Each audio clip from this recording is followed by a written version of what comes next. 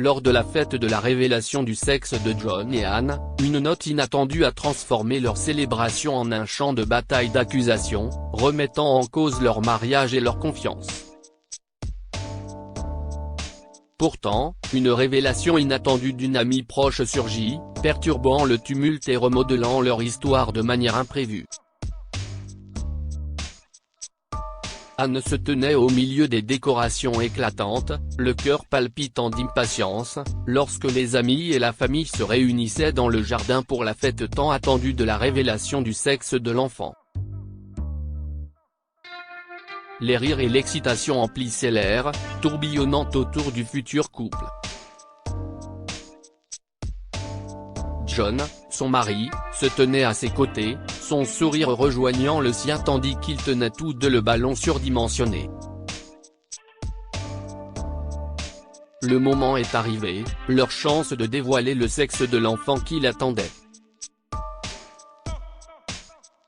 John sourit en tendant un ballon noir et en s'amusant à le cogner contre le baby bump de sa femme Anne. Les mots fille ou garçon étaient imprimés en blanc sur le côté du ballon. Anne lui a rendu son sourire en le regardant dans les yeux. Elle a eu du mal à contenir son excitation lorsqu'elle a levé l'épingle pour faire éclater le ballon. Tous les amis proches et la famille du jeune couple étaient réunis sur la terrasse de la maison des parents de John pour célébrer la révélation du sexe du bébé. Le soleil brillait sur la pelouse verdoyante et le jardin bien entretenu de la propriété. Des grappes de ballons roses et bleus décoraient la terrasse et des lanternes en papier pendaient aux poutres. Lorsqu'Anne a fait éclater le ballon noir, une gerbe de confettis blanc venait s'ajouter aux décorations festives. Les invités applaudissèrent, mais Anne fronça les sourcils lorsqu'elle aperçut un morceau de papier plus grand parmi les confettis. Elle plaça une main contre son ventre et se pencha pour le ramasser. Anne fixa les 3 mots écrits sur le bout de papier. Ils n'ont aucun sens. C'était bien l'écriture de John, elle reconnaissait la façon dont il enroulait la branche supérieure de son F et la forme aplatie de son R, mais rien de tout cela expliquait pourquoi il avait écrit une telle chose. « Je suis infertile », lit Anne à haute voix en fixant son mari. « Qu'est-ce que c'est, une sorte de blague de malade ?» Les invités poussèrent des exclamations de surprise à voix basse. Tous les regards se tournèrent vers Jean, dont l'expression s'assombrit jusqu'à devenir féroce. « J'ai fait un test et j'ai découvert que je ne pouvais pas avoir d'enfant. » John a sorti un papier de sa poche et le tend à Anne. « Donc ton petit gars n'est pas le mien ?» Anne a regardé avec stupeur les résultats de la numération des spermatozoïdes de John. Le papier tremblait entre ses doigts tandis que son esprit s'efforçait de comprendre la tournure choquante qu'avait prise sa fête de révélation du sexe de l'enfant. « Ce n'est pas possible », Anne a refusé de l'accepter. « La fête est terminée », déclara John en entrant en trombe par la porte coulissante. « Vous pouvez tous partir maintenant. » John. Anne appela son mari. « Qu'est-ce qui se passe ? Si est une farce ou quelque chose de ce genre ?» Alors que les restes de la fête se dispersaient, Julie, la meilleure amie d'Anne, suivait John, d'un pas décidé mais incertain. Elle le rattrapa à l'orée de la cour. « John, il faut qu'on parle », dit Julie d'une voix ferme, teintée de consternation. Il se retourna. « Pas maintenant, Julie. J'ai assez à faire. Tu ne peux pas accuser Anne comme ça, » rétorqua Julie, les yeux brillants. « Si est cruel, même pour toi. » Il s'en moqua, une pointe d'amertume dans la voix. « Pourquoi t'en fais-tu autant, Julie? Ce n'est pas ton problème. Laisse Anne se débrouiller avec le désordre qu'elle a créé. » Je ne la laisserai pas prendre tout mon argent avec cette grossesse. L'incrédulité de Julie s'est transformée en un bref moment de prise de conscience. Tu t'en fiches d'Anne et du bébé, n'est-ce pas? Si est une question d'argent? Un petit rire dérisoire s'échappa des lèvres de John. Bien sûr que oui. Je ne la laisserai pas me ruiner. Elle aura ce qu'elle mérite. Le choc de Julie se transforma en colère. Tu es méprisable, John. Je t'ai cru, mais je ne suis plus si sûr maintenant. John la repoussa, son geste dédaigneux coupant court à la tension. Crois ce que tu veux. Mais si est entre Anne et moi. Ne t'en mêle pas. Le cœur lourd, Julie le regarda s'éloigner, ses paroles insensibles flottant dans l'air. Elle luttait contre des émotions contradictoires, déchirée entre sa loyauté envers John et ses doutes grandissants quant aux accusations qu'il portait à l'encontre d'Anne. Seule dans la chambre à coucher faiblement éclairée de la maison de Campbell, les mains d'Anne tremblaient lorsqu'elle a attrapé son sac à main, les larmes coulaient silencieusement le long de ses joues. Le poids des accusations de John pesait sur elle, la laissant brisée et perdue dans un tourbillon d'émotions. Une main douce sur son épaule la fait sursauter. Anne est retournée, son visage baigné de larmes rencontrait le regard inquiet de Julie. Anne.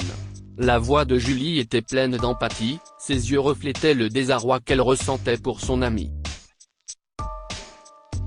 Anne s'efforça de se calmer, sa voix s'étrangla. Julie, je ne comprends pas. Comment a-t-il pu m'accuser d'une telle chose? Julie s'est agenouillée à côté d'Anne, lui offrant une étreinte réconfortante. Je sais, mais tu dois rester forte. Tu n'as rien fait de mal. Les mots de Julie apportèrent un peu de réconfort au cœur tourmenté d'Anne. Je pensais qu'il me faisait confiance, murmura-t-elle, la voix brisée par le chagrin.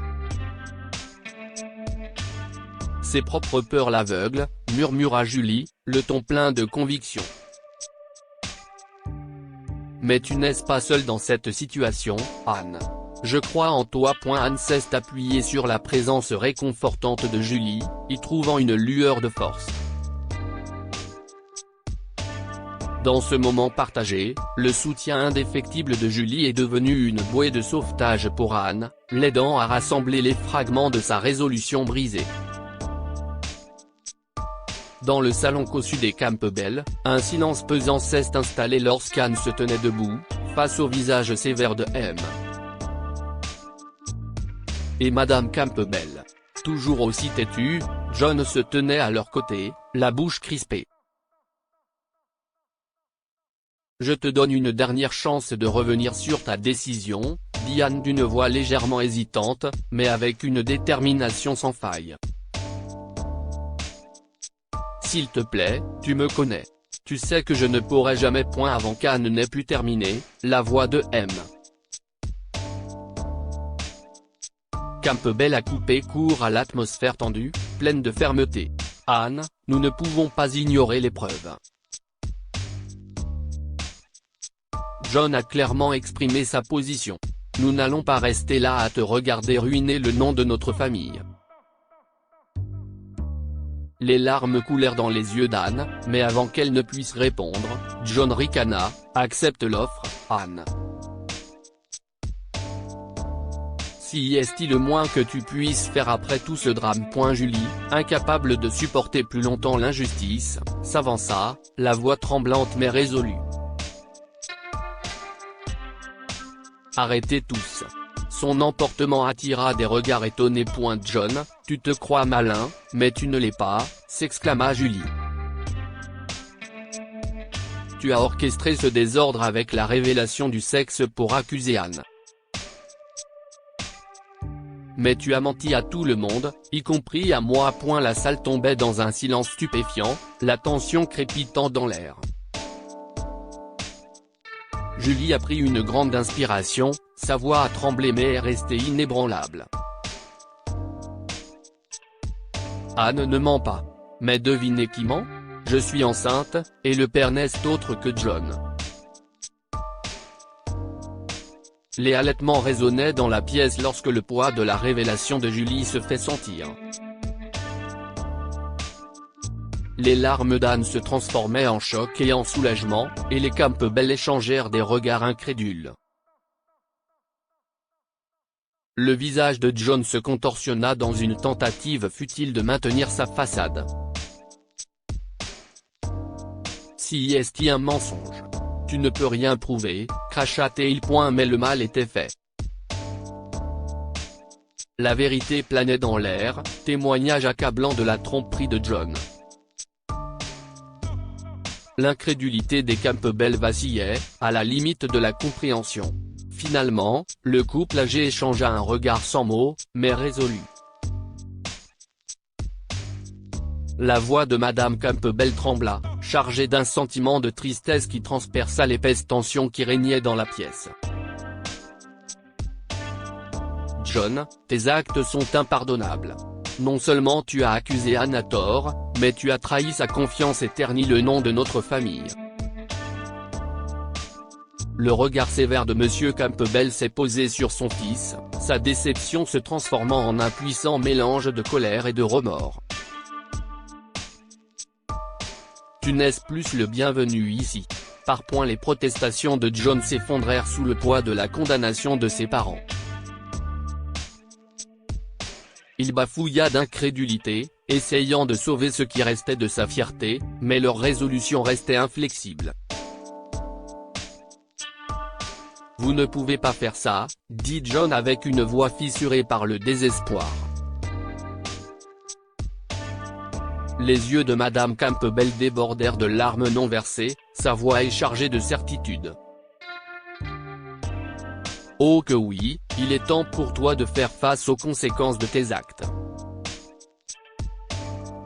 Dans un tourbillon d'illusions brisées et de réalités naissantes, John sortit en claquant la porte derrière lui. Il se retrouva face aux conséquences de sa tromperie et de sa cruauté, abandonné par la famille même qu'il avait trahi. Le silence qui s'en est suivi était lourd, le poids d'une famille irrévocablement fracturée s'abat sur ceux qui sont restés. Pourtant, une nouvelle solidarité a commencé à émerger, offrant une lueur d'espoir à Anne et Julie, qui affrontaient ensemble un avenir incertain. Les yeux brillants de larmes non versées, Anne s'est tournée vers M. Et Madame Campbell, le cœur lourd mais plein d'espoir. Le couple âgé a présenté des excuses sincères, mais a trop honte de son fils pour s'approcher de sa belle-fille. Je te pardonne, dit Anne d'une voix tremblante, le regard doux. Je sais que cela a été difficile pour nous tous. Les yeux de Madame Campbell étaient remplis de gratitude et de remords. Anne, ma chère, nous sommes profondément désolés d'avoir douté de toi. Nous nous rattraperons. M. Campbell acquiesça sérieusement. Nous vous soutiendrons, Anne. Vous et le bébé. Le cœur d'Anne cesse de gonfler de gratitude lorsque le poids des accusations injustes s'envolait. Je vous remercie. Mais il y a quelqu'un d'autre qui a aussi besoin de votre soutien. Elle s'est tournée vers Julie, qui se tenait à ses côtés, pilier silencieux de force. Julie est aussi enceinte de lui, dit Anne avec force et empathie. Elle a besoin de votre soutien tout autant que moi. M. Et Madame Campbell échangèrent un regard sombre mais compréhensif, comprenant la gravité de la situation. Bien sûr, Anne. Nous serons là pour vous deux, affirma Madame Campbell. Anne prit alors une profonde inspiration, ses mains tremblantes se posant délicatement sur son ventre. Et il y a quelque chose d'autre, dit Anne d'une voix pleine de joie et d'anticipation, une lueur d'espoir perçant les ombres. Notre bébé. CIST un garçon. Un souffle collectif de joie et d'excitation remplit la salle. Les larmes se sont mêlées au sourire lorsque la révélation a déclenché une nouvelle jubilation. La promesse d'un petit garçon a fait naître un élan d'espoir et d'unité, recollant ainsi le morceau brisé de leur vie. Dites-nous ce que vous pensez de cette histoire et partagez-la avec vos amis. Elle pourrait les inspirer et illuminer leur journée.